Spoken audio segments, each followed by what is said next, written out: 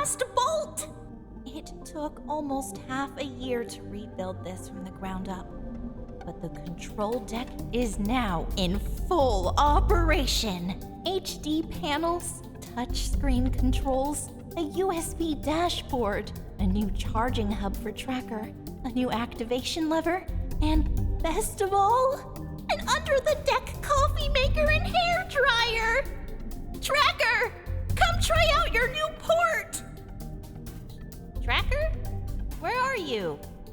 I thought he was working on the hydro system. Yeah, Huh? I was. You forgot that I was under the deck, getting pictures and connecting the new turbine and the pipelines. You locked me, a robot, down here with rushing water. Loose electricity and no way to escape.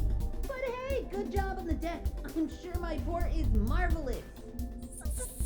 Sorry. At least you can install the new turbines. I don't like you, water, reconstruction, or the universe machine anymore.